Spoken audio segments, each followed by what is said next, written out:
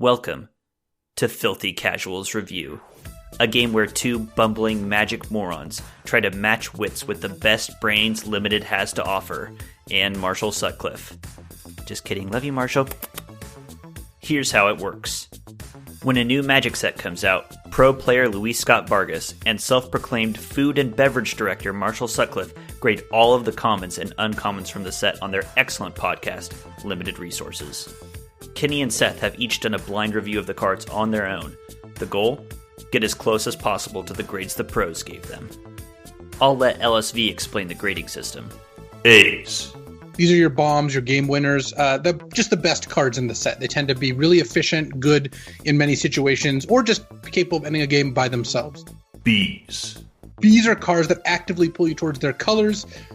These are headliners for a set, go-to cards, and reasons to be in a particular color, clan, or guild. C's.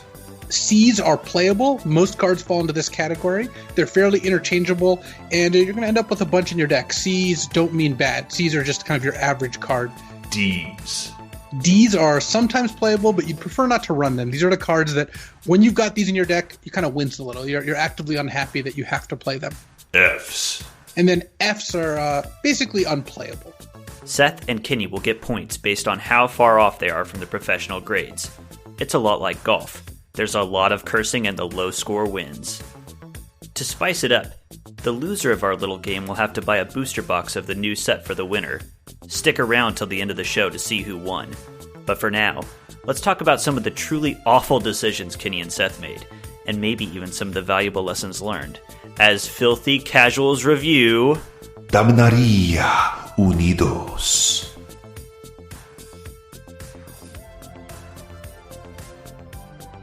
Welcome back, at long last, to Filthy Casuals Review.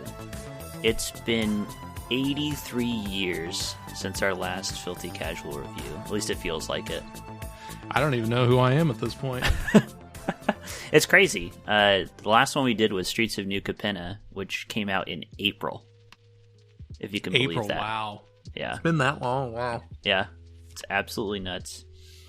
And boy, what a set to be stuck with for that amount of time, huh? It rolls a ringer, that's for sure. I'm really glad that Wizards, they never mentioned it, of course, but they realized that was not the stellar set to have for the rest of the summer. So, giving us Arena Cube, giving us Vintage Cube back, and whatever else, and it was that was nice. I'm very glad that they did more of that. So. I am too. I kind of assumed that they had that in the works anyway, just because that's just a long time. Even if it was a great set, that's a long time for one set.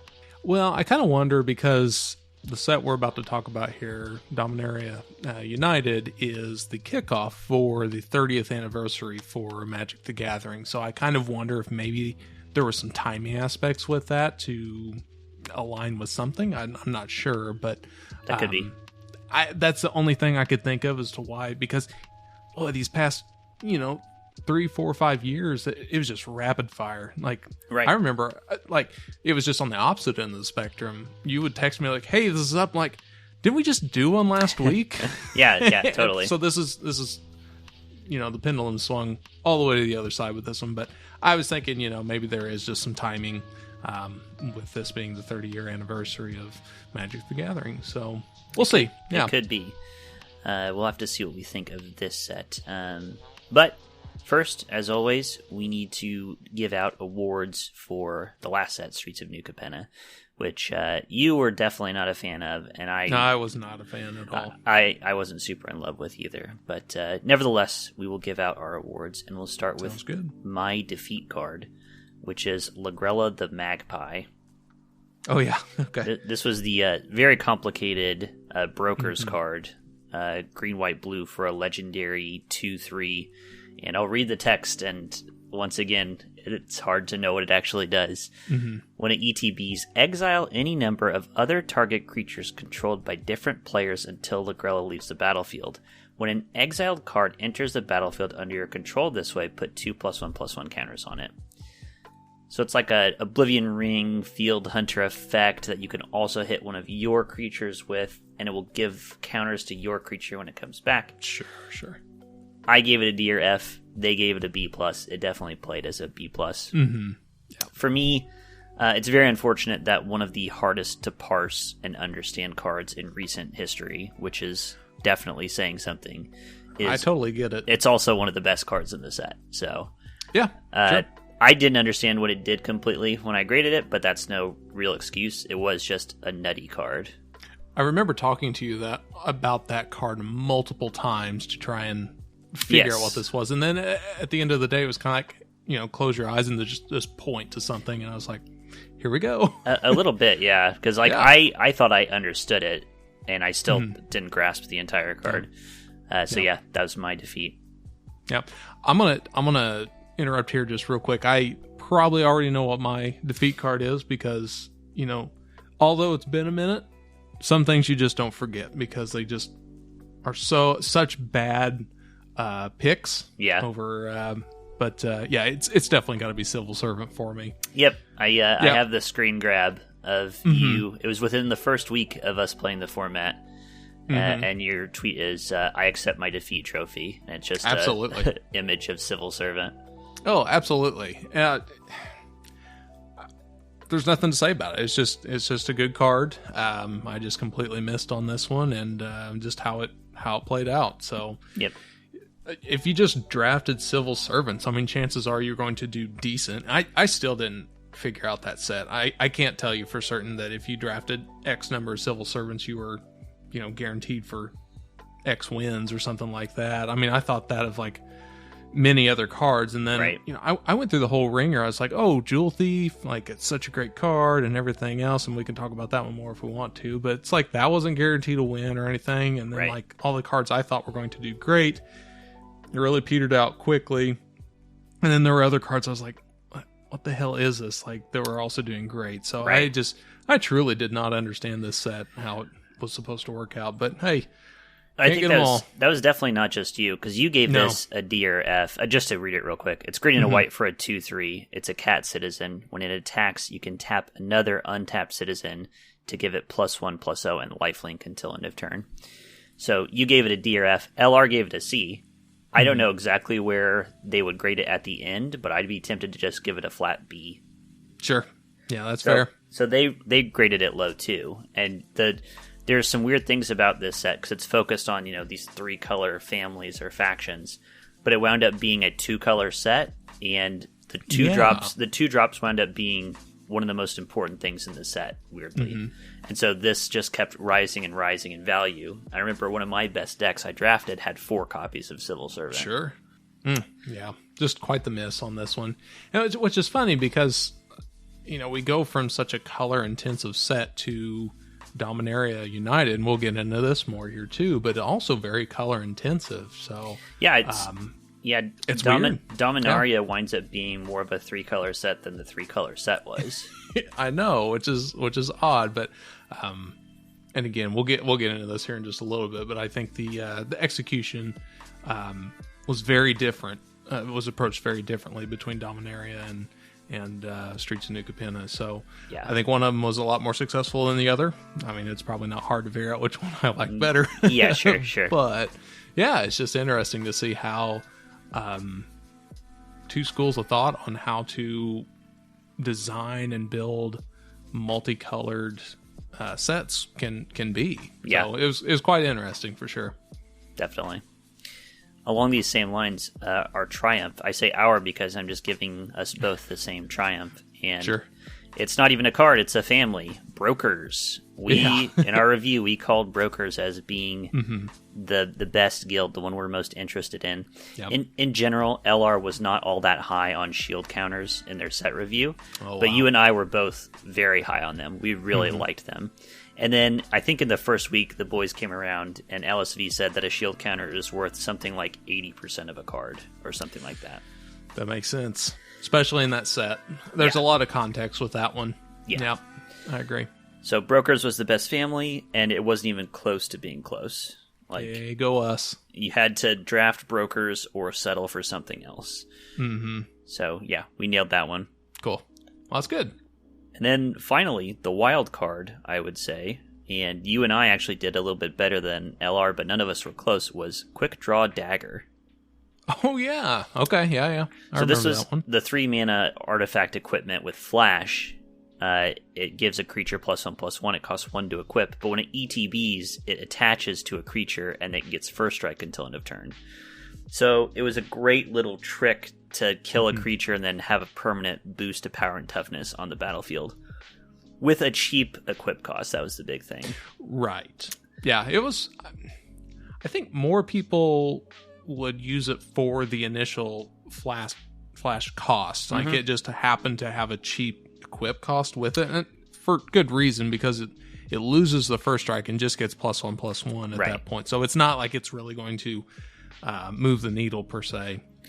No, it but was that initial flash that was really powerful. It was very powerful. Yeah. LR called it the new Embercleave, which I thought was hilarious. Obviously, they're being cheeky with that. Sure. But I do think I agree that the flash ambush potential is the biggest part of it. But the equip cost of 1 really pushes it over the top. If it had cost like 3 to equip, it might not be the card it was. But when you throw a 1/1 counter onto a double striker or a flyer or a lifelinker or something with a shield counter, it just becomes extremely solid, and there were lots of good targets for it to boost up. Yeah, that's very fair. All right, so those are the awards for right. Streets of New Capenna. Now, I didn't remind you of this, so if you don't have anything or you just want to freestyle, that's fine. But do we have Seth's set review for Dominaria United? Once again, it is the time for Seth. No set review, but so just off the cuff here, I think this is a very refreshing kind of more or less back to basics. Like, we're going back to Dominaria, kind of where everything started, and it again makes sense because I talked about the context of what was it, the 30th anniversary, and that's where a lot of Magic really has its roots. So it's really cool to be going back to that. So one thing that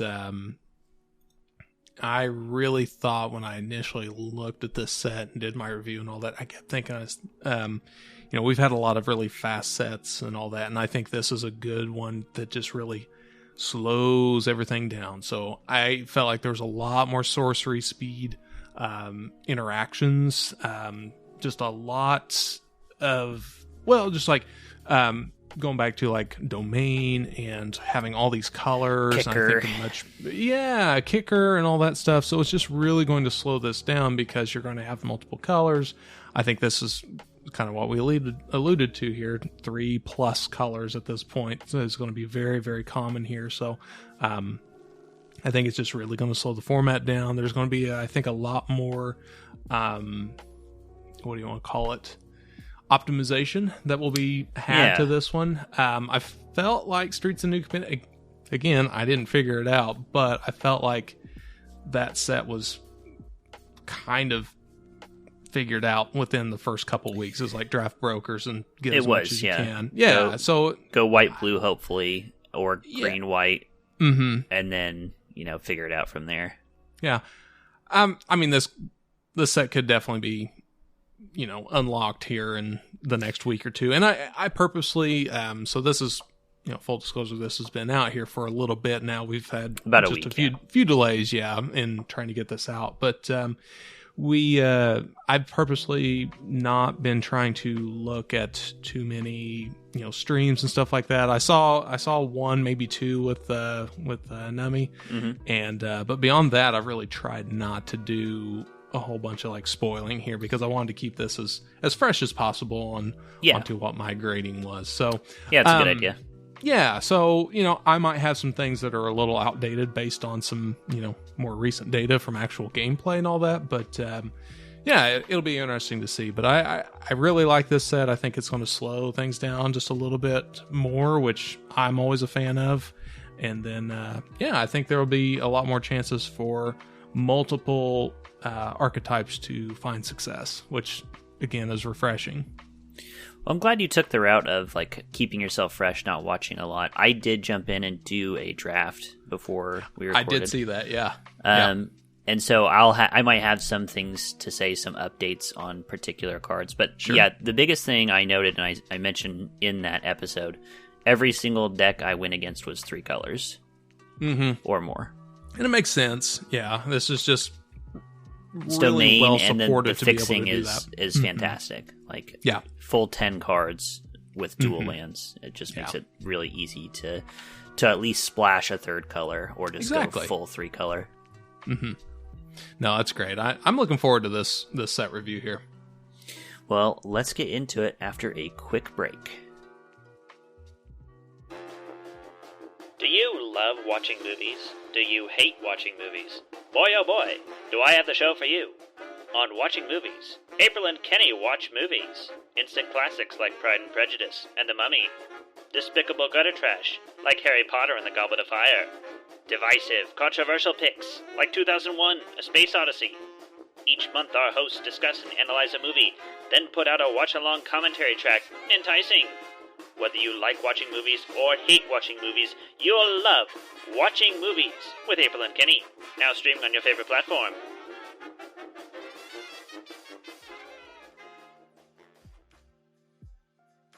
All right. Let's start, as always, in the gold cards. And I see I've marked a couple of cards here. And you have notes, but no particular ones that you wanted to talk about. So I think we're going to be really close on our grades on this one because it seemed like we had a lot of the same thoughts and opinions over a lot of these cards. So we'll definitely get it. Don't worry. We'll definitely get into some more that I had questions with and just like fundamental disagreements with LSV or LR. But yeah, in the multicolor, I think you and I were pretty on par with each other. Yeah, we mentioned you and I met up prior to recording, and we were both saying we just really liked all of the gold cards, basically. We did. And let's start by talking about Tura Kennerud Sky Knight. This is 2 white, blue for a 3/3 flyer. Whenever you cast an instant or sorcery spell, you make a 1/1 white soldier creature token. You gave it a B, I gave it a B+. They gave it a C/C-. So they see this as like a pawn of limited kind of thing, whereas we see it as a good reason to be in that deck. Yeah, for sure. I kind of understand because I'm always wary of 5-mana 3/3 flyers. I don't like those stats very much. So I get that. It is a threat in the air, and the engine is scary. Like if they untap with it and start making soldiers, that's a scary thing to be staring down. I totally agree, and I think in blue-white, I actually put this in my notes. I think blue-white X spells are fully supported in this format. Right. So I do think this is something that it needs to be dealt with, or it can. I'm not going to go as far as to say single-handedly going to win you the game or anything like that, but like you said, it's a very good engine for the colors that it's in, and I still think it's a solid playable card at this point.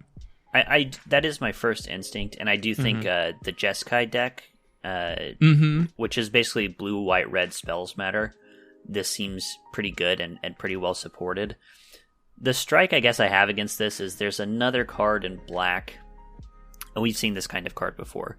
It's a 5-mana 3/3 flyer that whenever a creature dies, it gets a 1/1 counter, something like that. Yeah, it's like a Singer Connoisseur, if I remember right. Yeah. Yes. And I'm not a big fan of cards like that, like the slowly ramping up 3/3 flyer for 5. There was one in Streets as well, which was not very good. And so when I think of Tura Kennerud in the context of that, it does make me think a little bit less of it.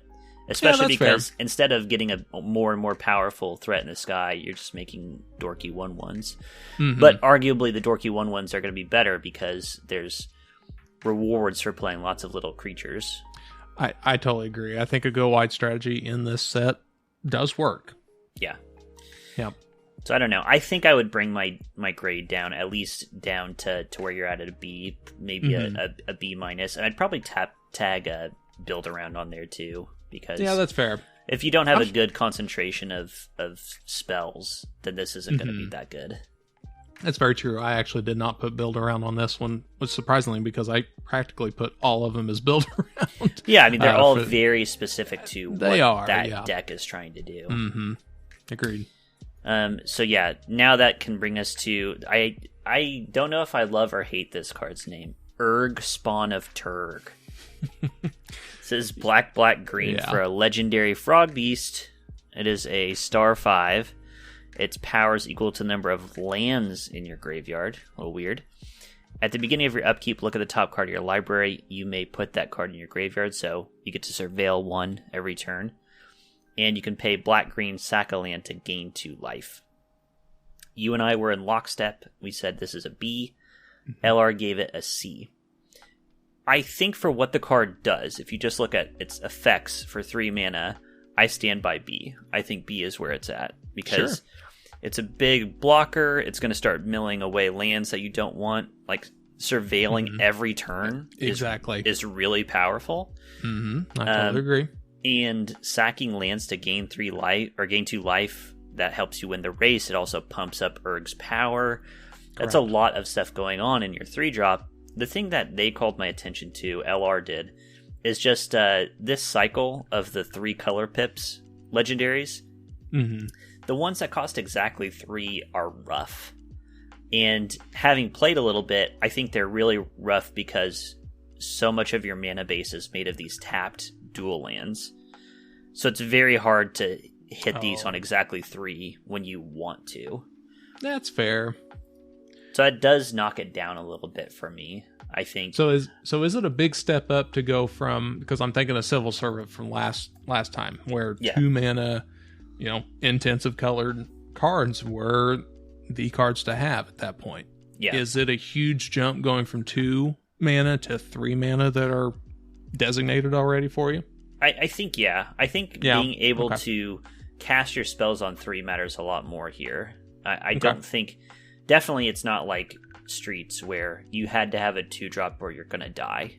It's not like that all. Yeah, this is a slower format for sure. I had multiple games where it felt more like classic Magic where I would get a little bit behind early and then be able to stabilize and recover. Oh, okay. That's Whereas good. In Streets, it was like, if you fell behind, then you're just dead. It's just over. That was it. Yeah. It did not make for, feel-good Magic at that point. Yeah. I do think this card is, if you're like straight black-green, which I don't know how often it's going to happen that you're exactly 2 colors. But if you are, I think this card is pretty good. From what I've seen so far, people are just 3+ colors. And you just have to take my word for it because I've already played a little bit. Sure. But a lot of my notes I have in this, in our notes here, is I predict that this will be a soupy format where there's lots of 3, 4, and 5 color decks running around. To me, that makes sense. I just felt like Domain was pushed so much within the set that it was just inevitable for it to be 3+ colors. Yeah, Domain is pushed and the fixing is pushed, so you're gonna see a lot of different stuff. To me, this feels so far a lot like Call Time, which I know you liked. Oh yeah, because that's what that format turned into, a lot of like 4 color decks, and I think we're going to see a lot of 3 and 4 color decks in this set. Yeah, and like the mana base is so well supported because not only do we have quote unquote dual lands at common, but we also have dual lands quote unquote at rare as well. That's true. I mean, it's very easy to get in the rare slot, get a dual colored land, and then also you could have 1 to 2 other lands in a single pack. I'm not sure how they had that made up, but you can see 2 lands in 1 single pack. So yeah, I think it's very well supported. So I really like that part about it. So really lends itself to multiple colors at this point. So I think it's great. I really like that aspect of it. I do too. But yeah, as we say, the gold cards that cost exactly 3 specific color pips are a little bit rough. That's fair. It's interesting that that's such a jump, but it really does make sense because at that 3rd pip, you really need to be committed to those X colors, I guess. Just imagine like the hands that you have with this guy where you have, 2 green sources and a black and you can't cast Urg. It's like, that just sucks. That's a bad feeling. That does feel bad. Instead of getting your 0-5 wall that's going to start getting you advantage turn after turn, you're just sitting there twiddling your thumbs. Yeah. All right, let's get into white. And since I've done the first couple of cards, why don't you call out our next one you want to do? Sure. Yeah, that sounds good. So let's start off here with Captain's Call for me. Perfect. So Captain's Call is 3 and a white. It's a sorcery at common. and it is simply create 3 1/1 white soldier creature tokens. And I'm curious because it's kind of nice having that aspect of just someone who is just very fresh with this, who hasn't seen much gameplay at all, versus somebody who's actually played. Yeah. I personally gave this a D or an F. I did not like this one here. You gave it a C. The LR boys gave this a build around C. Right. So obviously they like it in the tokens deck. Correct. That makes sense. So for me, whenever I was rating this one, it was 4 mana for 3 power at sorcery speed. Realizing that this set is slower, and I usually grade white first. So whenever I saw this, like I'm coming off like artillery. I'm not going to talk about this card very much, but like artillery best was instant speed, and this is my first non-permanent card that I actually see. It's at sorcery speed. I'm like, that's not as good. So, I don't really go back to kind of right size it, I guess, if you will. So I gave this a D or an F because I really just didn't think this was playable. So, but looking back, I think this is a great card with like Tura Kinnera and the Sky Knight that we talked about, where this allows you to go even wider at that point. So I definitely see where the build around part comes around for LR on this one here, but it's kind of funny. And I saw this, and we'll talk about some other cards about this as well, but I noticed the LR boys had a lot of build around Cs. And it's like, is that really where you want to be? Like, if you're trying to build around a card and all the better you can do is a C level card, that's tough. It's just such a bitter pill to swallow for me. It is. I would like... It would be useful for me as a listener of LR if they had a specific category for where I think this card actually falls, which is most decks don't want this card. You're happy to play it, and so you can just reliably let these wheel around the table and pick them up at the very end. I mean, it's kind of like that, just like a wheel card. You're just hoping that this just wheels around the table, and it's specific to your archetype. Nobody else wants it. Like, that's a good card to have in mind because you can build a powerful deck knowing that you're going to get decent cards like last pick, second to last pick, third to last pick. I wish it were the. I wish this were. You could add 3 1/1 white bird creature tokens, because then you could call it like the pigeon card. You pigeonholed into a deck, and you're hoping this wheels around. Right. But, I totally get where you're coming from with that. Okay. All right, I got one more here that I'd like to talk about in white. This one is... And this is... I'm going to talk about this one.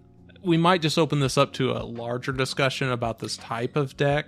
Yes. It's a clockwork drawbridge. And this is white mana for an 0/3 artifact wall, has defender, and 2 and a white, tap it, tap target creature. Yep.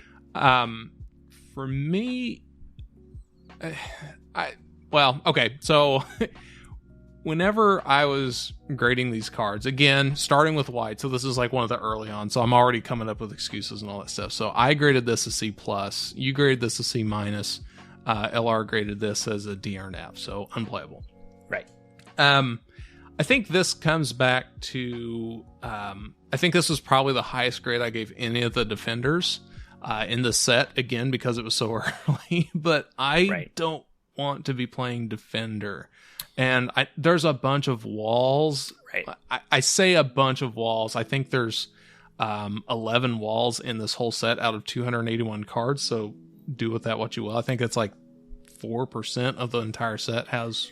It's true. Walls, so. There are a fair number of common walls, though. Yeah. So at the common level, I think that helps, but I still don't think that's enough to really do what you want to be doing. Like, that's like uber. So, like, I realize the set is slow, but I think that's just too much. And I just think that defenders is just not really where I personally want to be. So just in general, I've kind of been low on any defender cards here in this set. Yeah, but this one in particular, you were saying you gave one of your best grades to. It was, yeah. And it's because of the tap target creature. Right. I think, again, it's one of these things where I think go wide strategies might be a little bit better off, instead of having, like if you get in a situation where the drawbridge can stop you, I think that's a problem in and of itself. I think this set might be leaning more towards a go ride strategy, especially when you have cards like Captain's Call that we discussed earlier. So they also called out in the podcast, there are tons of great pump spells in this set. Oh, okay. And pump spells really dump on defenders because their whole thing is like, I block you and nothing happens. Yeah. But now you can tack into them with mana untapped, and now you're like, well, am I just about to lose my wall to a pump spell? Now, so now what do I do? Am I just letting in damage, even though I have a wall? Yeah. That's a bad situation to be in for sure. Yeah, I agree. I think in general, I mean, you and I are on the same page. We don't buy this defender deck that much. And maybe as a way to continue that conversation, I'm going to skip ahead a little bit in white to Wing Mantle Chaplain. Yes. Okay. So this is, if I can find it, this is 3 and a white for an 0/3 defender, human cleric. When it enters the battlefield, you get a 1/1 white flying bird for each creature with defender you control, and then whenever you play another creature with defender, you get another one of those birds. So it pays you off for the defenders you've already played, and then for each additional one you play, you get a 1/1 white flying bird. This is I'm glad you are on the same page, because this would have been a devastating hit to my score otherwise. Sure. And vice versa for you. We said D or F, and they said build around B. So that's a fat 6 points of differential for both of us. Huge swing. The note I said was just, no freaking way, dude. I don't buy the mono overcosted defender deck. Because I look at, like, so often I just look at the stats that a creature gives you. 4 mana for an 0/3 wall is awful. Yeah. It's really, really bad. And this is one of the best payoffs, I agree. Well, it's the go wide strategy. Right. Yeah. It's one of the best payoffs for the wall archetype. But it itself is not very good. And no. I don't mind the idea. So the idea is you have all these like clunky parts that don't do anything on their own, but then you assemble them and they become this horrifying engine. But I just look at all these walls where it's like 1 mana 0/3, 2 mana 0/2, 4 mana 0/3, and I just think you're just going to get run completely over before you can do any of these shenanigans. It kind of, to make an analogy, it kind of feels like the Shrines deck in absolutely in Kamigawa, because nobody ever really did the Shrines thing fully, where you go 4 color and you get 4 shrines in and you win because of it. Instead, it's just like you put in a shrine or 2. So I think like the shrine that like drains your opponent, the shrine that mills people, I think people will play a couple of those, and you're not really going to see a dedicated wall deck. No, at least not that often, I don't think. I equated this to streamer fuel. Like this is one of those where you draft as a streamer and to get views. It's that holy grail you're looking for, which absolutely. Don't get me wrong, I do think it's cool. So even though I don't think the archetype is good, I like having these seeds planted in a format. I think it actually is pretty neat to put that in there. Sure. I honestly have no idea where the Walls deck is going to land, because I've heard both things. I've heard people saying the Walls deck is the truth, it's so good, and I've heard people say I'm just not impressed at all.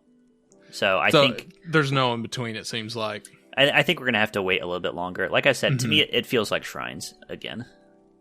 Yeah, I did see. Sure, I did see that. I said, I purposely tried not to view videos and all that. I did see where Nummy did draft a defender deck pretty early on too. So, I don't know how well he did with it, but it seems like it is viable. I'll leave it at that. Yeah, I think that's a good way to say it's viable. Not nuts, not busted, not like cycling in a Ikoria or something like that, where it's just right. You just force it super hard and you'll win.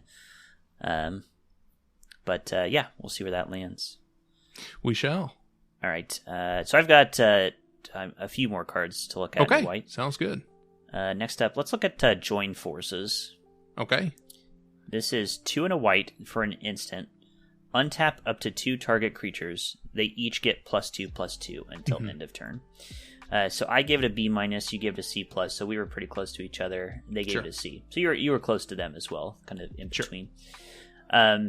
What I said in my notes is I will pound the drum for cards like this until Judgment Day. I think they always wind up rising in estimation at least a bit. There's a card very similar to this in Kamigawa where you did. I don't remember exactly what it read, but it was in white and it did something very similar. I think this card just does enough different things. It does. There's like the obvious thing that you can do with it, which is just ambush somebody and completely wreck them with this. They attack into you, you play this card, you block 2 creatures and kill them both, and it's just a really easy 2-for-1. Absolutely. And I know what LR would say is that people will start playing around this, but they just really will not. Not at our level. It's just not a thing that happens. No. And then the other thing is that if you attack with a bunch of creatures in a go wide, and you get a couple creatures through, you join forces, push through a bunch of extra damage, or you push through damage on one and you win a combat you wouldn't have otherwise on another, or you just win the game outright, and then you have 2 extra things back to block their counter-strike. This just feels like it does enough different things that I think it's quite good. Yeah, I think there's a lot of utility. And this, again, I don't want to just beat a dead horse on here, but another card for Tura to, cast that and also get a, was it the 1/1 bird? So you could potentially get 5 power to block, a big creature or anything like that. So, I mean, there's just, like you said, there's a lot of utility just wrapped up into this one card. And I think it's very, very playable at this point. Yeah, absolutely. Yeah. Yep. You and I are definitely on the same page with this one. Right. Next up, Phyrexian Missionary. Yes. Okay. So this is 1 and a white creature, Phyrexian Human Cleric, 2/3 lifelink. So starts out as a 1 and a white 2/3 lifelink. Already a good card. It's pretty good in my book. But when it ETBs, you can kick it for 1 and a black to raise dead. Get a creature back from your graveyard to your hand. This is nuts, I think. Yeah. It's slap them together. Yeah. It's a great card on rate that you would already be happy to play in any white deck. And then also a little bit later, not even like late game, a little bit later in the game, it gets you a creature back. So you gave it a B-, they gave it a B+, I gave it an A-. And I'm going to say that this is even though it's like I'm not even that far off, it's 1 point. Sure. This is kind of my hill that I want to stand on, because I think Phyrexian Missionary just crushes Quadrant Theory. It's great in the setting up early phases. It's great at parity. It's great from ahead. It's great when you're losing. There's just no time when this is a bad card to have. No, I totally agree. I think this is, you said it. Like, it's just great in the whole quadrant, because lifelink will get you back in the game, and if you have some creatures that and it's a target creature too. So if you've milled something that you want to get back as well, lots of value and utility here in this one. So I totally agree. I think this is a great card.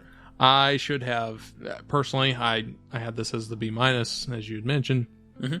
Probably should have gone higher on this one as well. I don't know. I don't believe I gave any A's in this whole set. But I think this one would have been close. Yeah. Probably still would have gone with a B+ on something like that. Reading this one again, but fantastic card. Absolutely love it. I think it's totally fair to give it a B+. Because it's not a game winner, but I just think it's so powerful, versatile, good at any time that I'm gonna take it at an A- level. Like if I see it in a pack, it's not super intensive. Yeah, if I see it in a pack, I'm just gonna take it. All right, last white card, Runic Shot, a 1-mana spell, 1 white mana, sorcery, destroy target tapped creature. You can kick it for a blue, and if you do, you get to scry 2 as well. I gave this a B+. You and LR gave it a C+. Mm-hmm. I gave it a B+ sheerly off of efficiency. Sure. One mana to kill basically anything. Now, granted, they're going to hit you with it before you can kill it, but that just seems so solid. And then Sure. it's what a thick layer of icing on top of this thing that you can scry to if you're in blue as well. I would play this in just a white deck anyway, but then getting to scry 2, especially later in the game, just turns it into almost kill a creature, draw a card. Right. No, that's very true. I got, I'll admit, I got extremely lucky with this one. Whenever I first, again, white's my first one I was grade. I saw this at sorcery speed, so I dinged it just a little bit. I was, for any uncommon, I start with a B-, and then I kind of adjust from there. So I ended up giving this a C+ because it was sorcery speed, not realizing how slow the set was going to be. Just didn't update it, and I got really lucky. But looking at it again, holistically as a set, probably B- level. I actually really like this card as well. To all the things you mentioned as well, so I don't want to, again, beat the dead horse or anything, but it's very efficient and does a lot of stuff in many, many aspects of the game. And yeah, it's great. It's a great card. It is fantastic. All right, let's shift to blue now. Okay. And I guess we can talk about this one. We might get to the point where we talk about enough of these walls that we can just stop talking about them. Yeah, that's fair. But let's try Coral Colony here. Okay. So this is 1 in a blue for a 1/4 wall with Defender. It has, as a activated ability, 1 in a blue, tap, target player mills X cards, where X is the number of defenders you control. Mm-hmm. Of course, you and I gave it a D or F.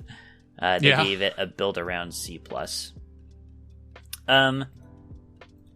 This is one of the payoffs. Like, this is one of the ways that you can actually win with the wall deck. Now, here's my question, because we're just talking about how we kind of view this as like the Shrines deck, where you're not going to go hard on walls, but you might have a couple of the good ones. So, would you revise your grade to include a couple of Coral Colonies just as a win condition in a slow, grindy deck? Because if this is the slow format like we're saying it is, 2 mana 1/4, this is actually one of the better stat blocks on these defenders that we see. Sure. Because like I said, there's a 2 mana 0/2, a 1 mana 0/3. This one can actually block some stuff. And if a game goes long, this can just win you the game by itself. Yeah, that's fair. No, you make a good point with this one. And if you had, say 2 Coral Colonies and say another random wall. So you got 3 on the board, spend 4 mana, that gets rid of 6 cards a turn. Right. And at 40 card, at a 40 card deck, that goes very quickly. So yeah, actually, This might be one of the ones that we actually use in some way. I mean, obviously, if there is a good turbo wall deck, this is one of the better cards that you can draft, because it can just win you the game by itself. Yeah, it's in the right colors for sure. And I've never been real high on mill, just in general for limited. Maybe this moves the needle for me. I don't know, but this set is slow enough to where I think this could work. Because typically, sets are so fast. It's like, I get to mill 4 cards. Oh, well, whatever. That's not going to do much for me here. So I typically avoid those. But yeah, like that's a really good point. If this set is slow enough, this could definitely become a factor to be able to work with. So yeah, that's an interesting point for sure. What are you talking about? You're not high on mill. We just won an Arena Cube game the other day by playing and copying a Patient Rebuilding. We did. In a cube, maybe that's a little different. And that was also a very weird situation. Very weird situation. The opponent definitely helped our cause a lot more by, I don't know, they were filtering through their deck and ripping it apart themselves. Yeah, we just helped them along. That's all. That's we just helped them along. But generally in a standard limited format, not a huge fan of mill. Yeah. So. Yep. There's a line that you have to cross for it to be good. Exactly. Okay. I have a question for you. Yeah. I think this is probably the biggest miss that I've personally had, maybe in all the sets. Like, I was so high on this card compared to LR. Mm-hmm. And I just don't understand where I'm missing on this one. I'm hoping that you can help me out with this one. So the card is Djinn of the Fountain. I'll read it out to you here. 4 and 2 blue. It's a 4/4 flying Djinn at uncommon. Whenever you cast an instant or sorcery spell, choose one. Djinn of the Fountain gets +1/+1 till end of turn. Exile Djinn of the Fountain, return to the battlefield under its own control at the beginning of the next end step, so kind of a flicker there, or scry one. So I really, really like this card. I thought this was just a nice, in-game flyer that, can just end the game for you, especially like in a control deck, and can do a lot of stuff for you and facilitates a lot of different mechanics throughout this set. So I actually gave this a B+. I really, really enjoyed this card. I love the utility with it. I think a 4/4 flyer deals with a lot of stuff, so I think that was perfectly fine there. You gave it a C+ here. Mm-hmm. You're less high on it, but you thought it was playable. Limited resources, gave this a D or an F, so I was off by 7 points on this one. I think this, like I said, this was the greatest delta between myself and LR. Because the only way you could get more is if you were in the A category and they were in D or exactly. F, yeah, which is pretty hard to do. Exactly.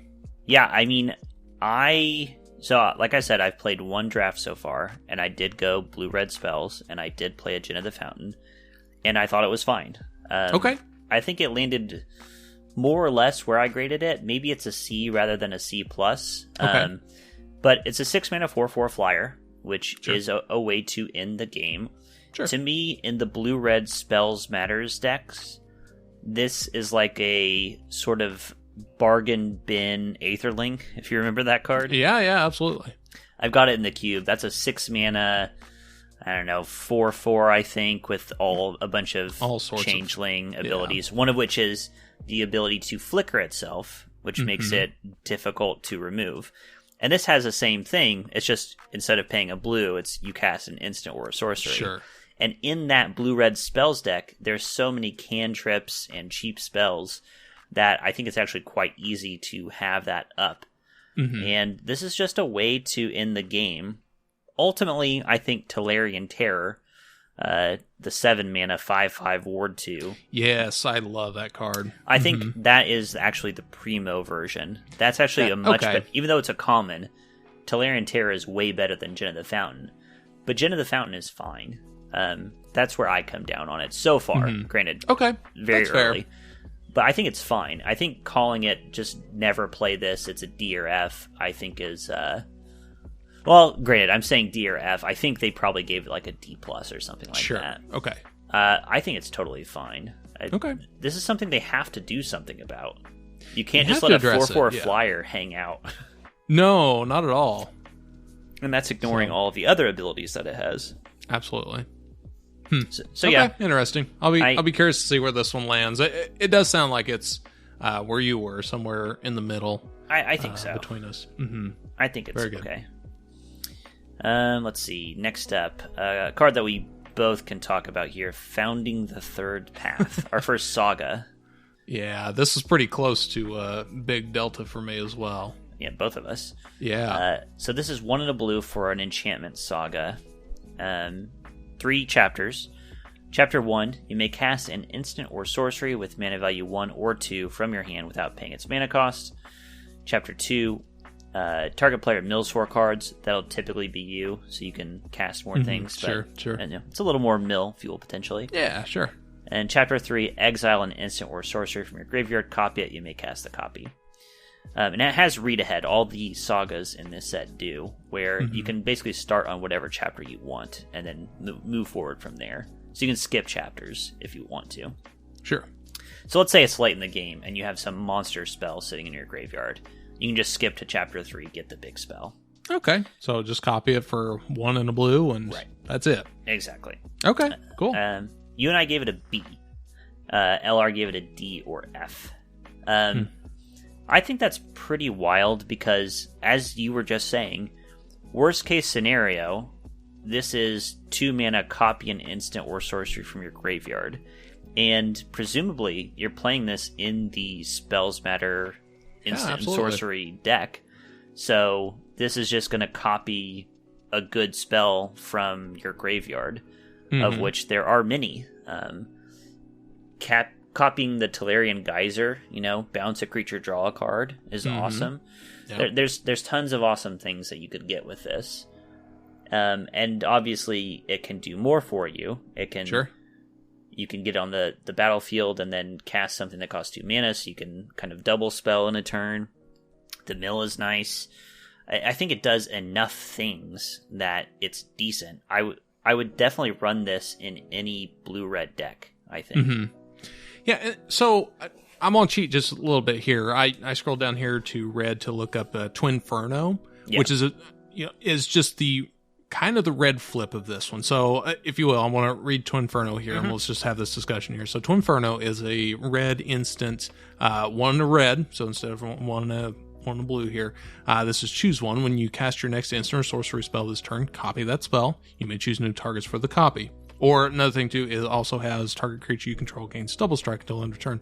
Not negating that one, but I just want to talk about the parallels that both of these run. So, let's see here. We had Twinferno. LR graded this one a build around C at that point. So now, I think these run so parallel. I think these are more similarly graded, in my opinion, especially because, like you said, blue-red spells is going to be a theme here with this one. So I think those just fit and add a little bit of more or less redundancy at that point to be able to do that kind of stuff. So, I don't know. I think this one definitely sees some play. So I don't know. Maybe because this is quote unquote sorcery speed. Maybe it does a little bit less versus Twinferno, which is an instant. So maybe that is the difference. I don't know, but I definitely think this sees more play and is not like stone cold unplayable. Yeah, I think you might be just completely right that actually both these cards are basically the same, and they're probably closer to a C or a C plus than a B, which we gave it. Right. But yeah, calling this particular card a D or F, I don't really buy. No, I don't buy that one either. I think it's going to see play. It might be fringe play, but I still think.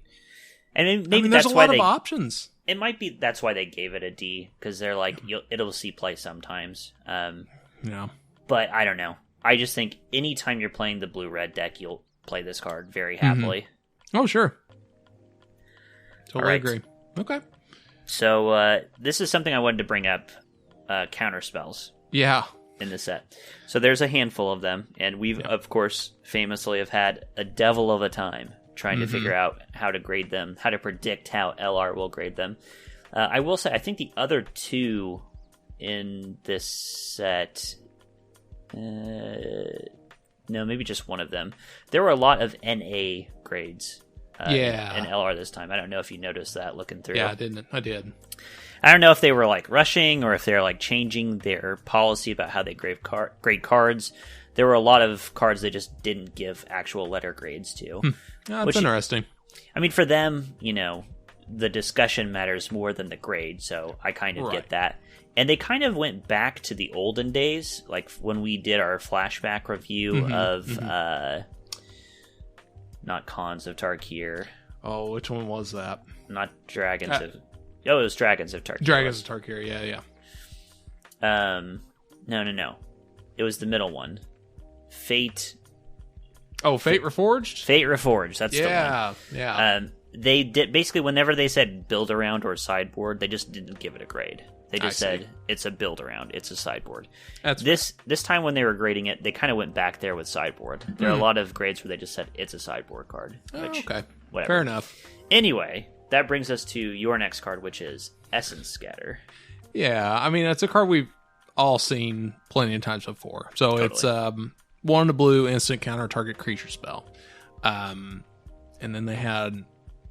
like negate the counter target non-creature spell, so just like the flip of that one essentially, and like all sorts of stuff. But we'll focus here on Essence Scatter because like going, like in the past, history has kind of told us that they are just not a fan of counterspells. And, remind me, which set was it that had practically like the perfect counters? Like if it had like an artifact, it was one less and it just cost like 2 blue. It was as close to like counterspells we were going to get, and that got a D or an F.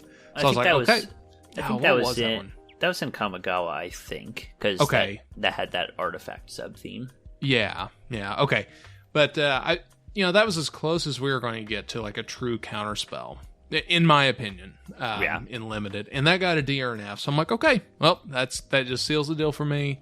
They just don't want to see counters at all. That's just not where they want to be, and it's like that just makes it easy for me. I see counter, I put D or an F. So with Essence Scatter, excuse me, I stayed true to my word. I said D or an F. You gave it a C plus, and then the LR boys gave this a C plus or B minus. So pretty far off on this one. I feel a little betrayed because I thought that was money in the bag there. Well, now when I was actually going through this, and I kind of mentioned this to you whenever we were first talking about this, just me and you. I was like, man, this Control's just going to get its day here with this set, because and part of that thinking was that there's so many counters. Yeah. In this set that's perfectly viable to do. So maybe that's the trick. Maybe there just has to be a nucleus of counters to be able to make this more than a D or an F, because if there's just like the 1 or the 2 or something like that, then it's like, it's just not enough to move the needle. But if you have, I don't know, I think there's 4 counters in this deck here, or in this set rather. Yeah. Maybe that's enough. I don't know. I don't know what the magic number is. I really don't. I don't either. I mean, we haven't seen this exact card, Essence Scatter, since we've been doing these reviews. It's true. But we have seen a couple that were pretty darn close. Mm-hmm. That were like same cost, 1 in a blue for almost like a mana leak for either a creature or an artifact. Stuff like that we've seen. This is the first time we've actually seen Essence Scatter in our reviews. Yeah. I put the grade I like it at, which is, it plays almost like a Doomblade. Just cheap, absolutely. Not color intensive. It's great early. You just pass with 2 mana up on turn 2 and counter their 2 or 3 drop. Mm-hmm. Late game, it's nice. Like, they cast their 7 mana creature, their Tolarian Terror or whatever. You can Essence Scatter it. Mm-hmm. I think it's good. I know you did not give it a D or F because you think it's bad. No, I didn't. I played the odds on this one. That's truly all it was. Just looking at what they have thought of counterspells. I mean, it's just another entry in the roll the dice, spin the wheel, see what LR says about a counterspell. Yep, absolutely. All right. Next up, again, we're in lockstep here. Micromancer. Yeah. Okay. So counterspells have been a running theme. You know what else has been a running theme for me? Hill Giants. Mm-hmm. So here we have one. 3 in a blue. Yep. 3/3, human wizard. Whenever it enters the battlefield, you may search for an instant or sorcery with mana value 1, exactly 1. Reveal it, put in your hand, and then shuffle. Mm-hmm. We both said D or F because, again, I have been drawn in. I've been seduced by the Hill Giant with minor upside too many times. Sure. So I said D or F, and they gave it a build around B. Okay. The build around is that you need to have enough targets for it, obviously. If you don't have enough 1-drop instants or sorceries, then it doesn't do anything, clearly. And my counter to that is, what are you going to cast? There are 11 1-mana instants and sorceries in this set, and none of them really move the needle all that much. Like, I think one of the best ones was the Runic Shot, like you had mentioned. That is a good one. Yeah, that's a good one, but I just don't think there's enough here to really move the needle into... There is the I forget the name of it now, even though I just played it. There's a 1 blue mana little cantrip combat thing. Gives a creature -1/-0, and you draw a card, which is not a bad target for this either. My thing was just, again, this just seems like definitional Hill Giant with minor upside. Sure, yeah. Like, okay, you're getting a card out of this, but it's not much of one. And to get that, you're paying 4 mana for a 3/3, which is just a tough pill to swallow. It is. That's not really where I want to be. No, I'm pretty happy to pay for a 5 mana 4/4. And obviously, the higher you go, the easier it is. Like a 7 mana 6/6 is fine if it does something else. Yeah. But a 4 mana 3/3, I've just been taught time and time again on this podcast, is not where you want to be. No, but they liked this one. And they also don't like tutors very much in general. So this is like it's like a combination of two things they historically have not liked. So I was pretty confident in saying this was not good. Yeah, I know. I felt pretty good about this one as well. So I was a little surprised by this one. This is one where I don't know where it's going to go. Yeah, ultimately. that's true. That's true. It might be really sweet. I have no idea. But yeah, time will tell. Time will tell. All right, I'm ready to go to black if you are. I'm ready to go black. All right. That sounds good to me. Lead us off then. All right. Let's kick off with Blight Pile. So again, like we're not gonna like this is another defender here. 1 in a black, 3/3 Phyrexian defender, and then you pay 2 in a black to tap it. Excuse me. Each opponent loses X life, where X is the number of creatures with defender you control. So this is another payoff here for Blight Pile. I say that now, and like we keep saying, like, yet another payoff. It's like, oh, maybe this is starting to become more and more viable here at that point. Right. So maybe I'm just looking at each one of them in their own separate silo, and maybe that's the wrong way to look at them. And maybe there is enough support synergy, for and enough synergy here. So time will tell. So I gave this a D or an F. So at this point, I'm going to be pretty consistent with my defender ratings, D or F. That's, I think, like I said, but beyond that first one that I had a C+ on before knowing kind of where this was going, I think everything else here might be D or F moving forward for me for any defenders. Anyways, so D or F for me, C+ for you, and LR Boys gave this a B. So yeah, I'm starting to come around a little bit on these, so I probably wouldn't just flat out give these Ds or Fs now at this point, but I'm not going to move the needle too far. I would not go B. I would probably be somewhere maybe a little bit lower than you. I would probably go C at best for something like this. So I think playable. Because go ahead. I think this one you're talking about. The one that got the highest grade for you was that white one white one. This was the highest grade for one of these walls that I gave, and it was just off the stats.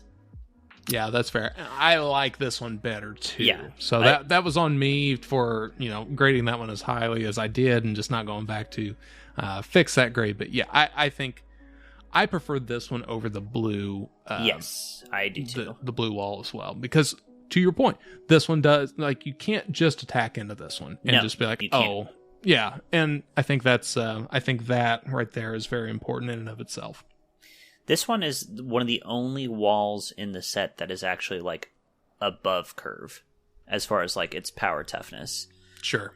Because for 2 mana, on average, you should get a total of 4 power plus toughness. Is the typical setup. So this is 2 mana for 6 power plus toughness. And like you say, now this is a big problem for your opponent who's trying to attack into you. And then, so it's like a roadblock in their way early on.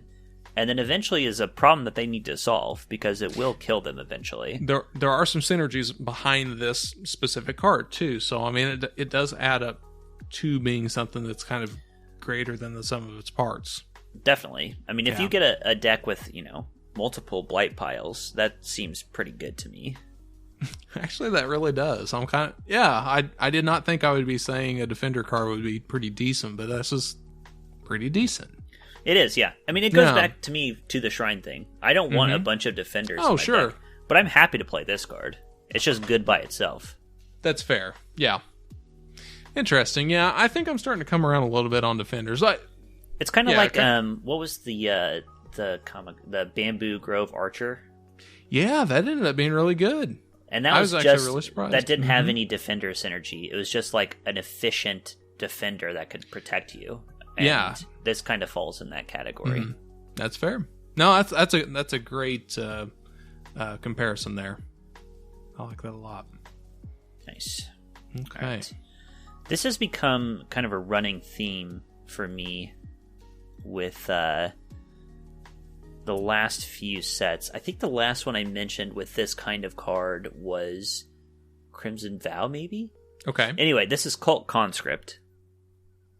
This is 1 black mana for a Skeleton Warrior, 2/1, enters the battlefield tapped. You've seen this 100 times. Oh, yeah. And it has 1 into black, return it from the graveyard to the battlefield, activate only if a non-skeleton died this turn. Under your control. You're right. So basically, it just doesn't trigger itself, is what they're Sure. saying. They gave it a B. You gave it a C+, I gave it a C-. So Sure. we're in the same bracket. LR says it's a B. I don't understand. I made a very similar comment on this variant that appeared in Innistrad the last time we saw it, which is, I just don't know what's happened with LR. I think it's almost like they've overcorrected. You know, we talked about the 1-drop thing and how actually 1-drops are pretty sweet now most of the time. Sure. I think they've overcorrected to the point where any 1-drop, they're looking at like, this is probably pretty good, actually. And I just don't think it is. I don't either. A 2/1 gets outclassed instantly. Like, Absolutely. so fast, it gets outclassed. And then what, later in the game, you're spending your mana to get back a tapped thing. It can't even block when it comes back. And then it's not going to be able to attack later. No. I don't know. Yeah. It's the one thing I can put in its column as far as like it might be better than I think is if you have like a really finely tuned sacrifice deck. This is repeatable sacrifice. Sure. But the fact that you can't res it the turn it dies really puts a stopper on how good that is. It really does. So I just and I have played against this so far. Now this is limited data. But I was unimpressed when I saw it in gameplay too, so I just don't think it's good. I mean, it's kind of a pseudo defender.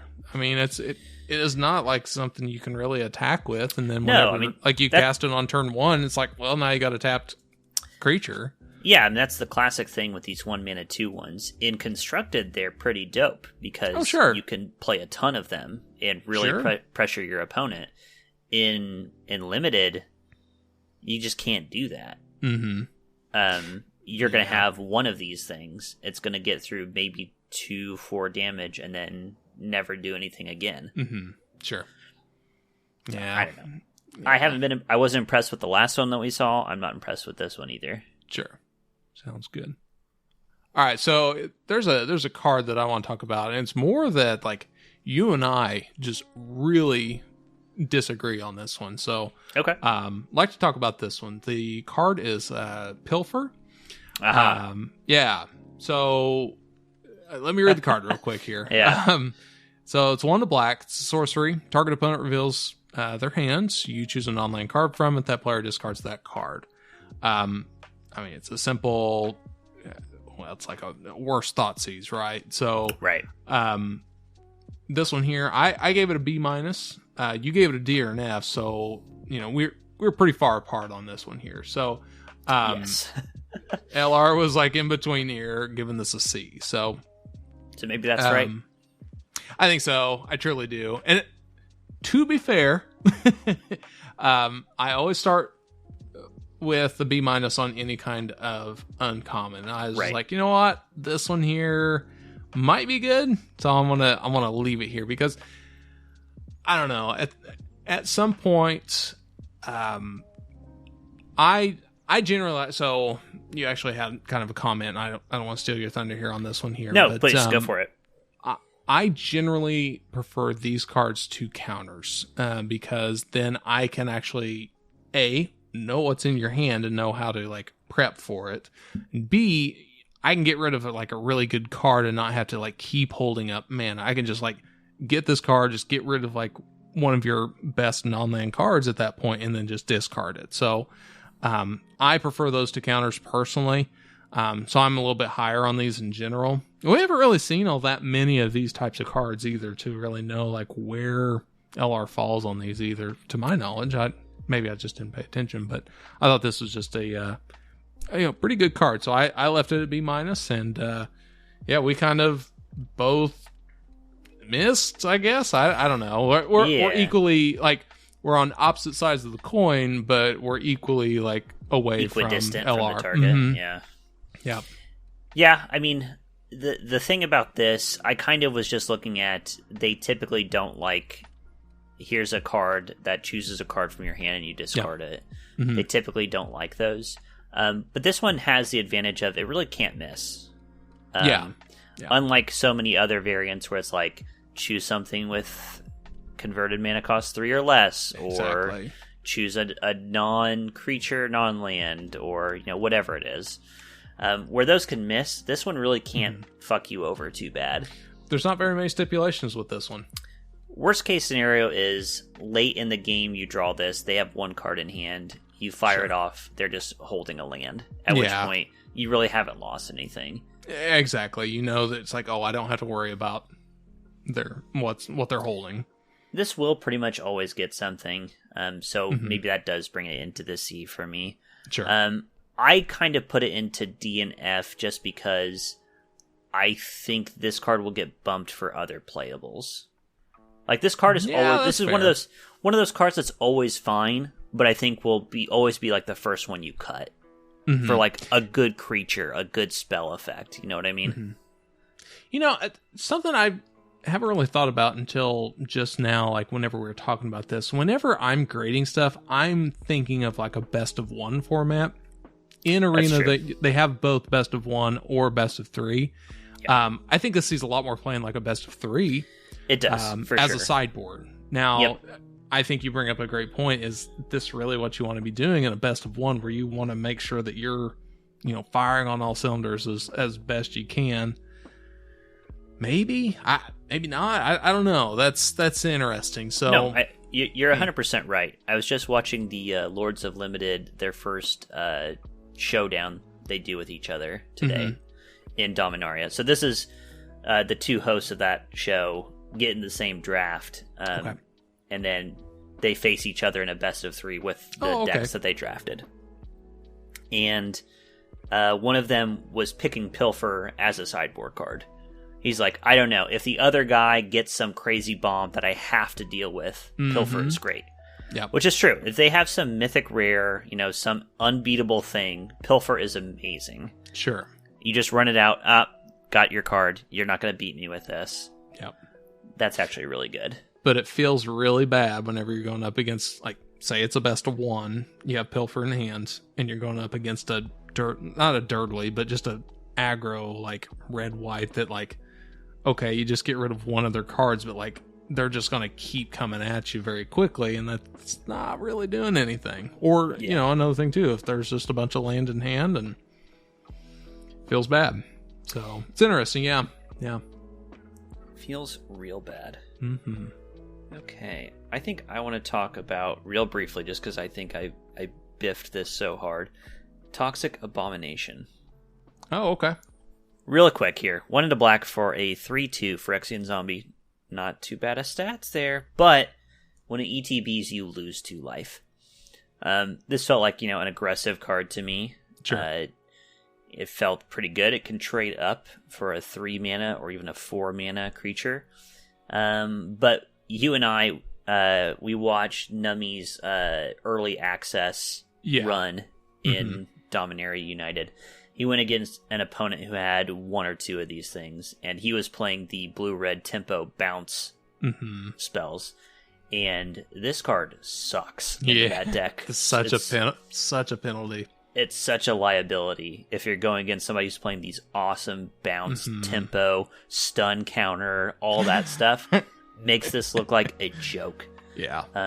And also, it trades up, but it also trades down. They play something weak into it, and you're just going to get wrecked by it. So yeah, I gave this a B-. You and LR gave it a D or F. It's not good. Yeah. It's not good. Yeah, it's all right. I can definitely see where. Yeah, not in this set, but like this would be a nice aggressive card for a lot of sets. Sure, you put this in the context a 2-mana 3/2 in Streets of New Capenna, all of a sudden, totally fine. Absolutely. But in this set, I don't think it's good. Yeah, that's fair. Okay. I don't really have anything else in black per se. That's actually, one more, just one more. Sure. And it's just more just like a quick comment. It's Sheldred's Restoration. I had no idea how to grade this one here, and kind of wanted to hear what your thoughts were on this one. So let me read the card real quick, and then we'll discuss. So this is 3 and a black sorcery with a kicker, 2 and a white. Return target creature card from your graveyard to the battlefield. If it was kicked, you gain life equal to that card's mana value. Otherwise, you lose that much life. Exile Sheldred's Restoration. There's a lot of stuff, and this thing is so swingy. Like, yeah, I had such a hard time trying to grade this one here. So, like I said, initially I'll do uncommons at B-, and then I'll adjust from there. I actually downgraded this one to a C+. Like, honestly, LR could have graded this a D or an F, and I wouldn't have been surprised. They could have graded this an A-. I would not have been surprised by this one. So let's actually get into the grade. So, like I had mentioned, I gave this a C+. You gave this a B-. So I totally get where you're coming from on this one. Yeah. LR did give this one a D or an F. And you actually listened to their discussion on this one. Do you remember what they were saying about this one? Their major thing was that, the default case is going to be the cheaper case. 4 mana Zombify, which is already kind of a sketchy proposition. Sure. Not the best card in Limited. And then it costs you its life total. Mm-hmm. Or its mana value in your life total. Yeah. So they don't like that base case. And then 7 mana is a lot for the effect that you're getting. That is a lot. Because, best case, you're resurrecting something that costs 7 or more. In which case, you are getting something for this. Sure. You're getting a 7-drop plus a bunch of life, which is obviously a big swing, but it's a pretty contingent card on getting the time to cast it and all of that. So I think between the bad early case and the sketchy late case, they gave it a D or F. And that's fair. All those reasons right there totally makes sense. Totally get it. I was really curious to see how this one was going to be graded. Yeah, I just know this card, and maybe they're right. Maybe it's not good, but this card will absolutely wreck games sometimes. Oh, yeah. Absolutely. You cast this on let's think about this. There's the green 7-drop that's I don't even remember what it is. It's like a 7/7 trample that gains you a bunch of life. Yeah. Something like that. You cast this kicked on that in your graveyard, and it's geez. like you gain 12 life, and you have a 7/7 trampler. Yeah, that would be disgusting. So there will be gross plays with this. Sure, sure. But maybe it is just too swingy, and the 4 mana. I agree, the 4 mana version isn't good. It's not. You're going to do that when you have to. So this is a 7 mana spell with a crappy 4 mana buyout if you have to do it. Sure. And is that 7 mana worth it? I think you and LR are closer. I don't agree with my grade anymore. Oh, really? Yeah. Having thought about it some more, I do not stand by this grade. I do think this is a card that will win games and have awesome stories, but I am not going to prioritize this, I don't think. That's fair. Yeah, I really had a difficult time trying to grade this one. So I kind of went down the middle, knowing probably not going to work out too well for me. Yeah. But, that's just one of those things. Well, you got some points on me anyway. Yeah. Into All red right. we go. Into red. Okay, so let's start with Electrostatic Infantry. Okay. This is probably going to be another card I changed my mind on. This is 1 in a red for a Dwarf Wizard, a 1/2 Trampler. I mean, always hilarious when you get a 1 power Trampler. But whenever you cast an instant or sorcery, you get a 1/1 counter on it. So this is a big red-blue spells matter payoff. You gave it a B-, they gave it a B+, I gave it a C-. My issue with this is, 1, the base stats. 2 mana 1/2 is obviously not good. You need to cast 1 spell before this becomes okay. And then another spell, and then it becomes good for the rate. Sure. The big issue I see with this card is drawing it late. That's fair. It is, but it isn't. You know, is it really a big strike against a 2-drop that when you draw it late, it's not good? That's true of a lot of 2-drops. Yeah, no, you're right. So it's not the biggest strike against it. I just don't. I don't think it gets to the B category for me, just because when you draw it, like you've played out your hand, or even you have a few cards left, and then you draw your electrostatic infantry. It's like, sweet, I can turn this into a 3/4. Yeah, and who cares? Like, they're playing massive spells. I'm under threat. It's not good in that quadrant. This to me feels almost like a like Curiosity tends to play.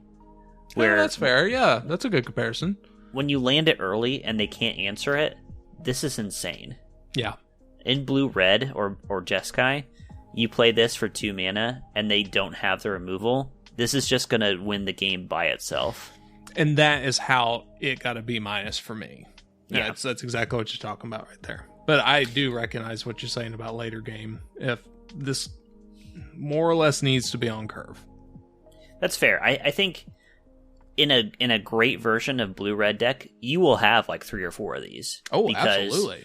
Because that'll be so hard to beat if you're consistently landing this on turn 2. Yep, I agree. So yeah, I do think it's better than the grade I gave it. That's fair. I don't think I still kind of stand by my B-. I don't think it's B+ range. Maybe build around at that point. And I, in retrospect, probably should have made this a build around card. I didn't have it initially, but I think I could see this being a build around B. That's probably where I would land on this one. Yeah, I think that's fair. Yeah. Okay. You're not gonna put this in your red black deck or whatever. Oh no, nothing like that. Okay. Very good. All right. Next up, Furious Bellow. 1 in a red, an instant. Here's a combat trick for you. Yeah, absolutely. Target creature gets +3/+0 and gains first strike until end of turn. Scry 1. We both gave it C's. They gave it a D or F. I don't know what more you really want in a combat trick. I guess you could ask that it just costs red instead of 1 in a red. But this wins any fight. Like, literally anything you cast this on will probably win the fight it's in. The scry is really nice. It being a red spell is really nice. Sure. This can end a game out of nowhere. I think this does more than enough things to at least be perfectly playable. Yeah. You know what it reminds me of? What's that? That artifact that we just talked about, the Streets of New Capenna one. Yeah. The quick draw dagger. Yeah, the quick draw dagger. Because like I mentioned, you're really going after that first strike, right? So that's the key thing. Changes the game. So let's just imagine, like, it's red, so it is intensive, but like we are in a set where domain exists and like it's very like color intensive and all that stuff. So I won't discount it here on for this. Costs 1 less mana. You're getting the important stuff. You get to scry 1. I don't know. It does enough for me here to make it playable at least. So I don't know. I think you and I are, on a very similar path with this one here. Yeah, I mean, as far as combat tricks go, this isn't like the cream of the crop, but no, it's fine. And which is why we gave it a C. Yeah. It's like it's fine. You can play this for sure. Yeah. So yeah. Okay. The LR, I don't know if we're going to get into this a little bit later. I think we are, but they're kind of. Sometimes they were grading combat tricks, and I was like, finally, the recognition combat tricks deserve. And then sometimes it was like, why don't you like this one though? Right. And this is one of those where it's like, I don't know why this one doesn't rise to the level, but I mean, who knows? Makes no sense sometimes. Next up, Herloon Battle Hymn. Ooh, what a card! What? Artwork, the name, the card itself. That's a good card. It's a very good card. Mm-hmm. 2 and a red for an instant with kicker of a white. It does 4 damage to a creature or a planeswalker, and if you kick it, you gain 4 life. Great card for sure. 3 mana instant, deal 4 is good, and then just 1 white mana to gain 4 life, which is a big swing. Yeah. So I gave it a B plus. You gave it a B. They gave it an A minus. I think this was their only A. Oh, okay. In the commons and uncommons. That makes sense. This was actually one of the highest ones I gave as well. I do think it's very good. I don't know if it rises to the level of A. Obviously, they're fair. giving it that grade if you can kick it. Of course. That's the key thing. Huge swing. Not that you wouldn't play... Like, I would play this very happily in any red deck. 4 damage for 3 mana? Yeah, absolutely. At instant speed is great. Yeah. But obviously, 4 damage gain 4 is just such a massive swing in tempo. I don't know. Maybe I can buy A minus. Like it is just such a massive swing. It's good early. It's good late. This kind of goes back to the other one I was calling out, the Phyrexian Missionary, where it's just good at every stage in the game. Right. Yeah. And that's totally fair. So maybe I should bump this up. Maybe that is actually legit. Okay. All right. That's all. That's all I've got on that Sounds one. good. Okay. Sounds good. Well, let's just talk about another one that I just swung and absolutely missed on. Thrill of Possibility. So this one reprint. here, it is a reprint. Have we already graded this one? I don't know for sure. Okay. I don't know. This one didn't register with me. Like as soon as you said reprint, I'm like, oh crap, we've already looked at this one before, and I don't remember it like actually us looking at this one per se. Oh, so it was most recently in Strixhaven, but it was the Mystical Archive. So it was in that rare slot. So we haven't covered this yet. I see. Okay, good. Well, either way, I'm very far off on this one. So let me just read the card real quick. Thrill of Possibility, 1 and a red. Instant, as an additional cost to cast a spell, discard a card, draw 2 cards. So I personally like this. I think there's plenty of options and opportunities where, especially in red, if you have an extra land, you really don't need that. You want to refuel. Cast this at the end of your opponent's turn, discard that land, hopefully get some more casts ready for your next turn. I gave it a B minus. You gave this a D or an F, and the LR boys gave this a D or an F as well. So I'm obviously much higher on this card here. I think it works well in many different situations. You guys don't. You guys don't. Yeah. And it's fine. I don't know. Maybe again it's somewhere in between, or do you think this is still just stone cold unplayable? I don't think it's stone cold unplayable. Okay. I think this is one of those classic examples of a card that never hurts to run, because ultimately it's card parity, right? Sure. You cast this, you discard a card, you draw 2 cards. You're right back where you started as far as the cards that you've put in your hand. And presumably you're doing this at a stage where maybe it's late. Sure. I'm discarding a land I don't need, so it's helping me filter through my deck. And now I've got a lot more mana to cast these spells that I've just drawn. Yeah. And spells matter in red, so that's also good. It's one of those cards where you're never going to be sad to play, but it's probably the very first card you cut. It's like, I have 25 cards I need to cut to. Throw a Possibility. Yeah, it's that's fair. It's just moving cards around, and I'd rather just play a card that does a thing right away. Sure. Yeah, that's fair. So I don't think that this is bad because it just has such an awful effect. It's more just like it just gets dropped first. I need to think about that. You had mentioned it's just a parody, and my initial was like, no, you gain a card, but I don't. For some reason, I discount the fact that you have to cast this as well. So like you're casting and discarding a card to just replenish. So you're just replacing. That's one thing, and that's what put me up there to the B minus category. I always think with cards like these, and I don't know what it is, I think it's just you see 2 mana, draw 2 cards, and you're like, fuck yeah. Yeah, and it's not thinking about, it's like, well, I have to cast this card and get rid of another card to just be at parity, essentially, like you'd said. So I need to really like cognizantly think of that kind of stuff whenever I'm reviewing these cards. So no, that's great insight there. All right. I'm good to go to green, I think. Green sounds great to me. I have a note on Floriferous Vine Wall, which is another one of these crappy Sure. walls, so I don't think we need to talk about that. Instead, let's talk about Hexbane Tortoise, and a mechanic I don't think we've talked about so far. Enlist. We haven't, have we? Which is funny, because you and I did talk about it extensively in We person. did, yeah. Oh, that's interesting. It's funny, So it's coming up just now in green. Yeah. So anyway, the Hexbane Tortoise is 2 and a green for a 3/2 turtle, has Ward 2, and Enlist. Enlist means, as this creature attacks, you can tap a non-attacking creature you control without summoning sickness. When you do, you add its power to this creature's power until the end of turn. So it's like a weird version of banding, kind of. You're smushing 2 creatures together, but just the power. Is it safe to say, Seth, that you and I don't like Enlist? I would absolutely agree with that statement.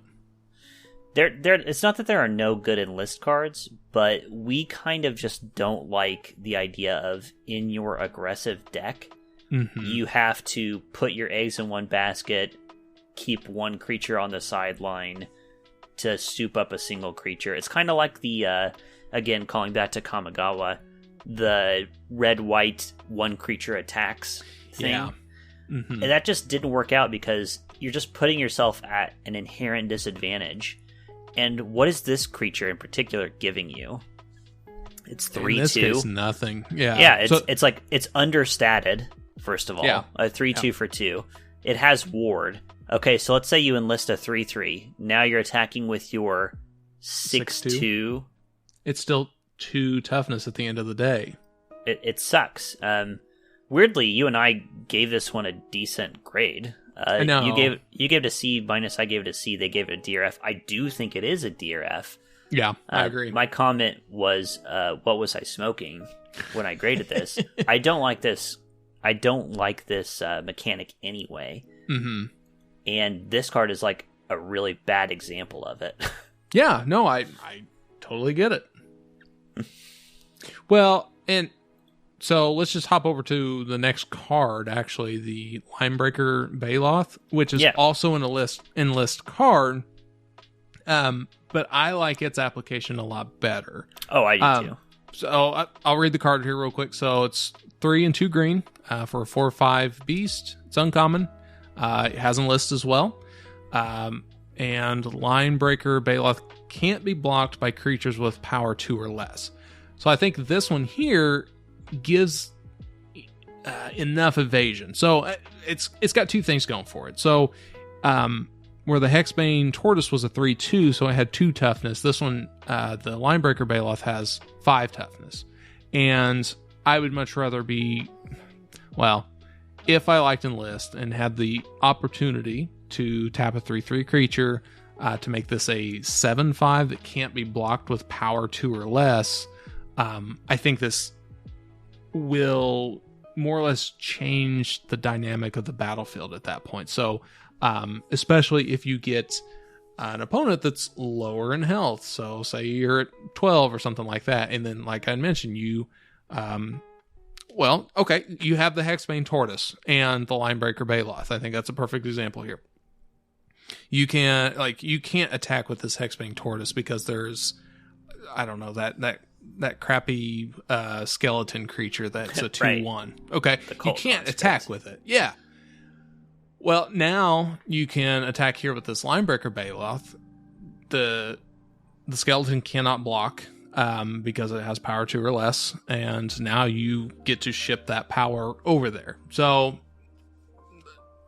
all this said, I don't like Enlist. It's just not something that I really want to be doing because I don't think it's one of those like win more kinds of mechanics. It does not help you get back into the game from what I can tell. I have not played it, and maybe you've seen some play where maybe it does help, but no, we're both very low on Enlist. But I can see where this one has more application, but I still am not super high on this one. So, yeah, I'm not high on Enlist. This one's just good on stats. Like it is, yeah. 5 mana 4/5 can't be blocked by creatures with power 2 or less is already pretty solid. Yep. And then with that evasion, being able to amplify its damage is situationally extremely powerful. Sure. So this is a good version. The good versions of Enlist have either high toughness, so that you can effectively enlist without sacrificing your creature and tapping one of your other creatures. They have evasion, like this one. Yep. Or trample, or something like that. Yeah, so I'm mostly down on Enlist, and this one is actually just a good card of it in its own right. Right. Makes sense. Next up, I've got Magnagoth Sentry. Okay. This is 3 and a green for a 4/4 reach Treefolk. Very simple card. Very simple. I gave it a B-, big boy. Okay. Yeah. You and LR gave it a C. I don't know. I kind of want to call this one of my hills to die on cards, but I don't know for sure. So I kind of got wrapped up in the hype that this card created, the buzz it created when it was spoiled, because one of the most classic OG alpha cards of all time was Giant Spider. Yeah. And just totally classic, great card. Sure. And this one finally took it down as far as power creep goes, because now we have a 4/4 reach instead of, I think Giant Spider is a 2/4 reach, something like that. Yeah. Let me just confirm that that's the case. Yeah, 2/4 reach for the same mana cost, and this one has 2 extra power. So wow, yeah, it's fully statted. 4 mana 4/4 with reach, and so yeah, I maybe I got caught up in the buzz about that. Oh sure. I just think this card is so good, though. Any green deck will be happy to play it. It completely shuts down any air strategy by itself. You just can't get through this thing in the air, basically. That's true. I think I just saw how simple it was, and I was just like, yeah, sure.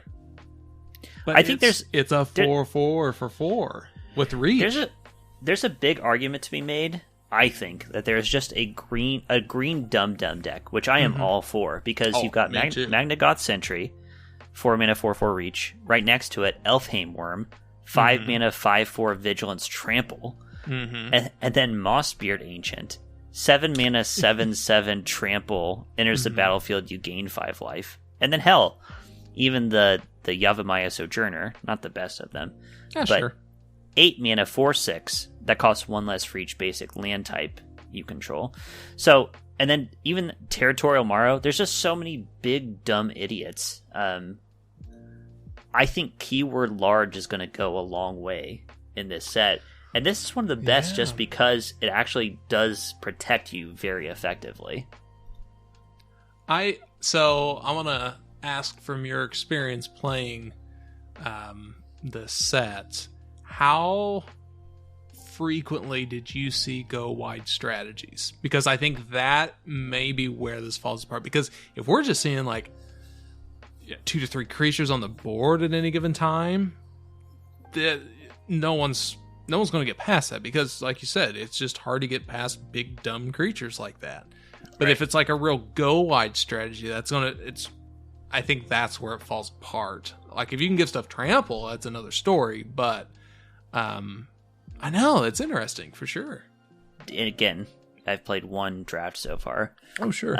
I think I saw 1 white go wide strategy. Okay. Which I can't remember how I did against it. But I don't know. I don't know how good that deck is. And you could be right that this is the weakness that this deck is going to run into. Sure. Is that you can go around it. And there's a lot of bounce. There is. It'd be tough in that time, but sometimes those are kind of feel bads because there's a lot of ETB effects with these creatures as well. So It's true. There's It's that as true. well. So that's interesting for sure.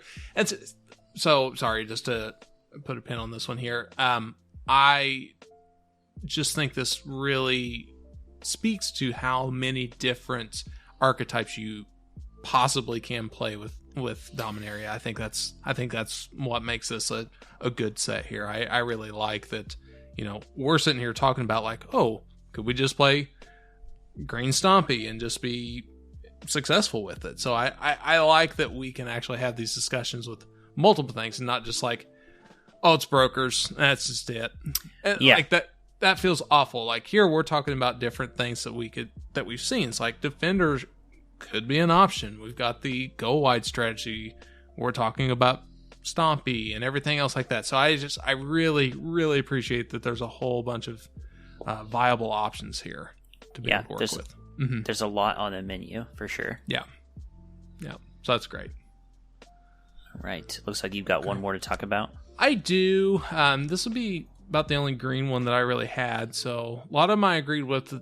I was really, really far off with Slimefoot's Survey. And this one here is 4 and a green. It's a sorcery. It's uncommon. This has Domain. Search your library for up to 2 land cards that each have a basic land type. Put them onto the battlefield tapped. Then shuffle.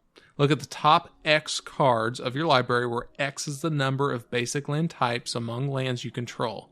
Put up to 1 of them on top of your library and the rest on bottom of your library in a random order. So this one here, I graded as a B. I think I actually meant to say B- on this one, but it doesn't matter. I think the point still stands on this one. I thought this was a very good card, great ramp card in green, and with Domain, I think this could be pretty powerful to be able to look at. So I gave it a B.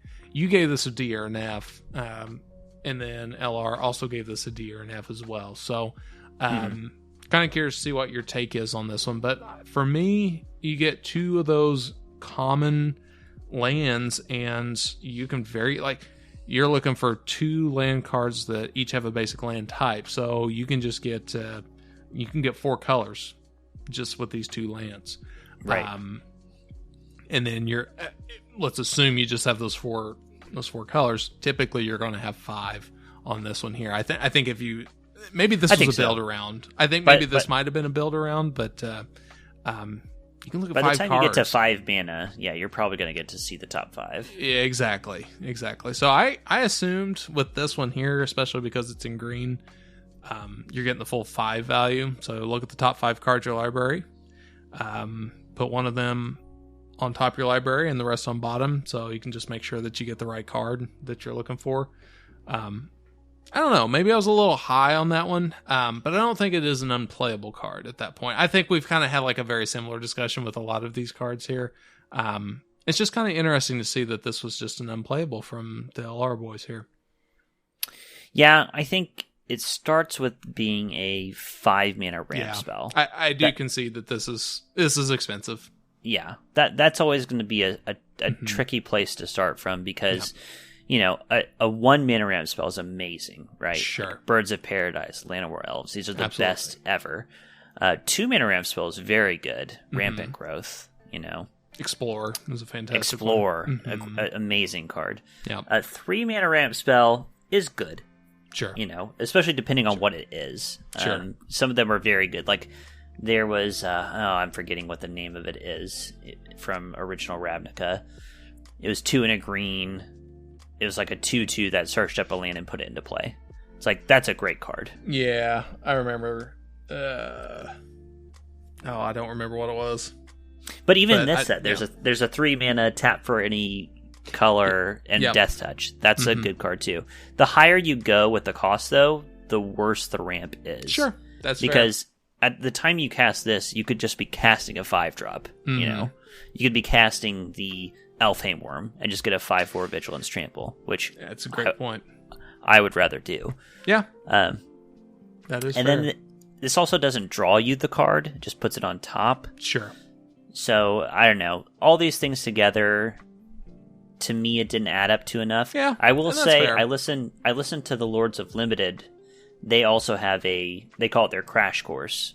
Okay. When there's a new set, they don't cover every card. They basically just do what we're doing. They talk about the cards that they don't quite agree on. Oh, sure. And one of them I know liked this card as well. Okay. So maybe there's a place for this card in the format that I'm not seeing. Maybe. Okay. It definitely enables domain. I think that's just like if that's really what you're going for, and I think that's where maybe this is a build around card.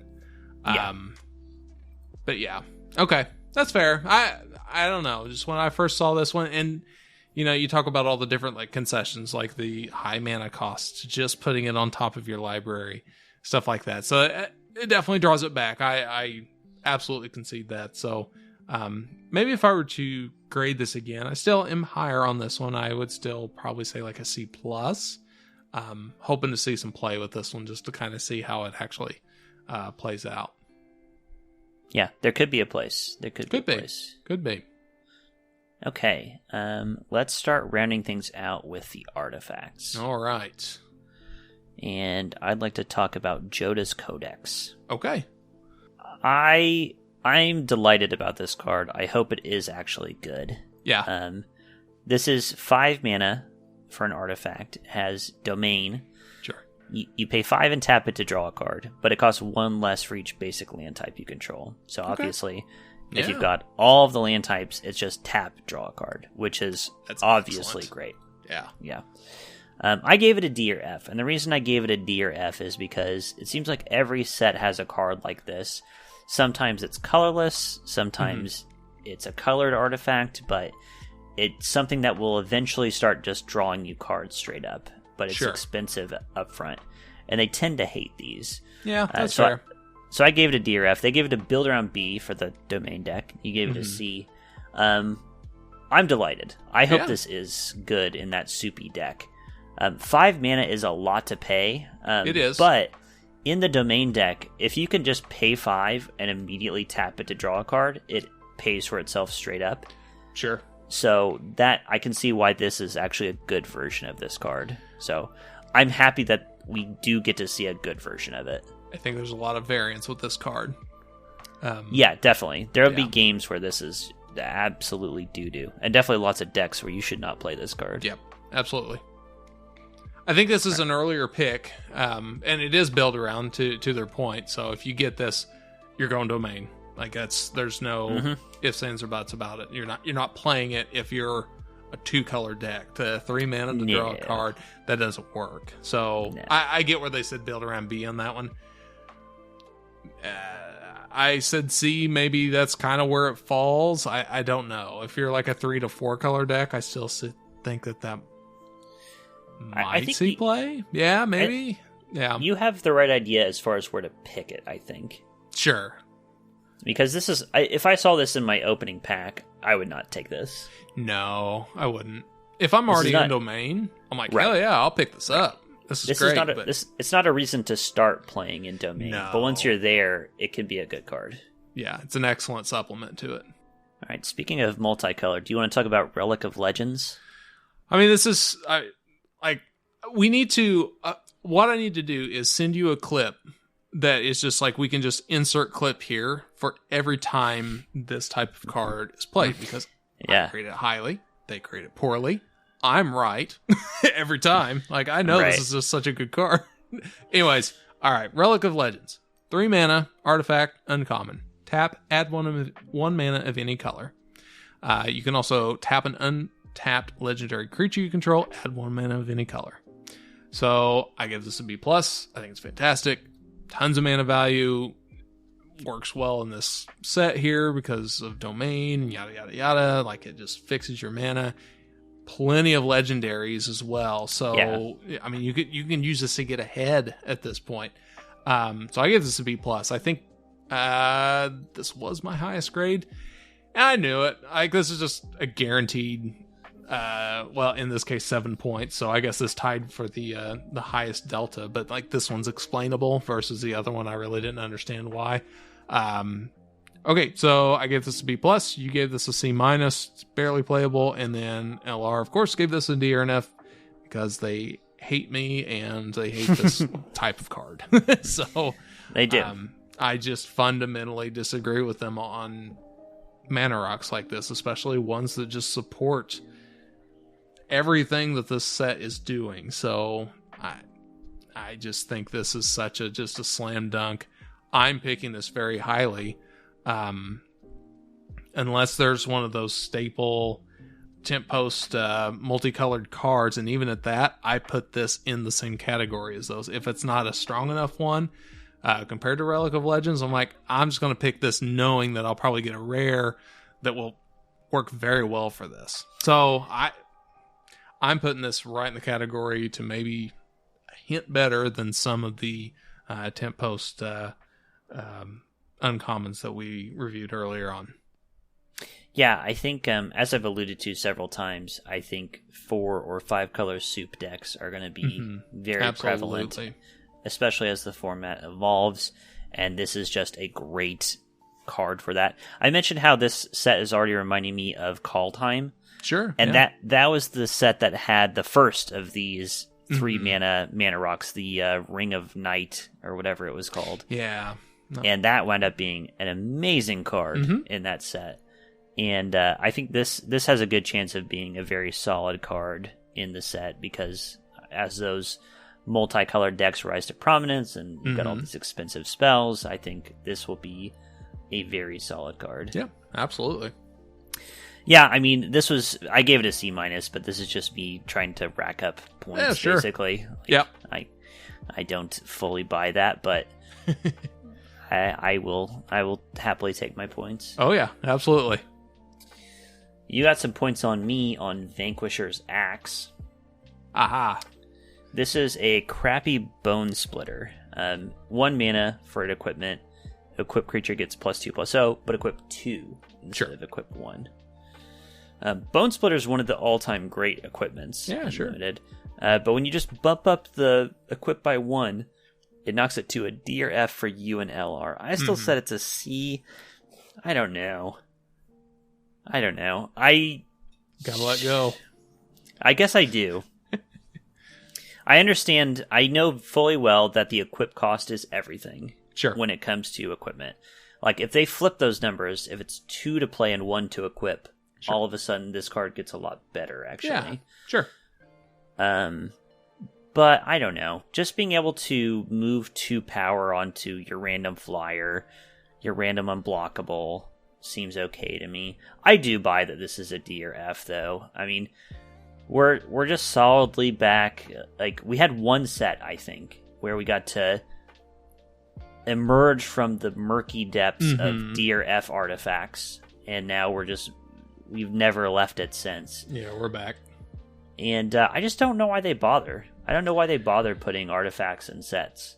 Yeah. If they have very few going to be of this them. bad. Yeah. There's like 2 or 3 playables, according to LR. Yeah. And then everything else is garbage. I wonder if they're going to come back out with a... like Fifth Dawn and Mirrodin sets and stuff like that. If they ever like come back to that and really put more of a focus on artifacts and all that, like what does that look like in today's age? They got pretty close with Kamigawa, which had a very strong artifact. Yeah, that's fair. That's fair. I think that's what it looks like, and that was a great set. Yeah. So yeah, I don't know. Yeah, that's interesting. But yeah. Don't really care about these artifacts. No, that's true. It's sad. I'm a big fan of artifacts. So, oh, sure. I get just that. Sad to see. I mean, one of your first decks was Cauldra. What was the Cauldra deck? Cauldra, Memnarch. Memnarch? Oh, yeah. I had my cranial plating deck. Oh, man, I remember those decks, too. Yeah, so. I've got a real soft spot, which is probably why I'm so pissed whenever I see these. I get that. These fields of artifacts. Yeah, I get that. Okay. All right. Time for the final reveal. All right, let's see it.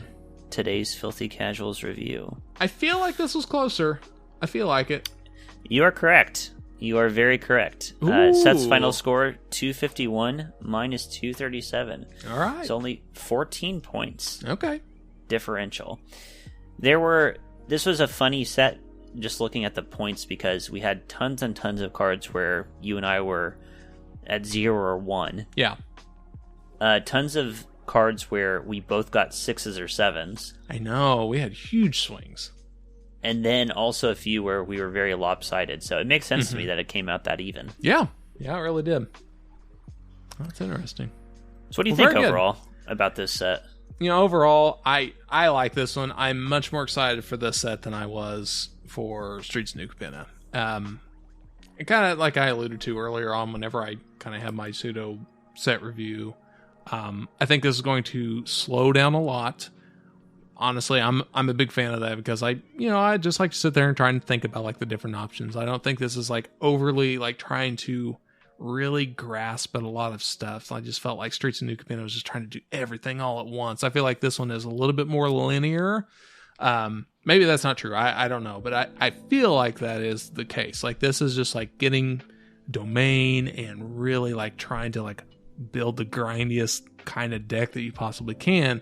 And that is something that I really like in Magic. So I'm excited for this set. I can't wait to try it out and have a few streams for you guys. And I think it'll be a lot of fun. So looking forward to trying it out. Same. And I'm hopefully looking forward to trying it out alongside you. That sounds great. Sounds great. All right. Yeah, well, very excited. Seth, thanks for joining me today. Absolutely. It's my pleasure. And we will catch you in the next set a little bit sooner than last time. A little bit sooner, yes. I'll actually remember who I am this time. All right. Thanks for joining us. Bye, everybody. Bye-bye.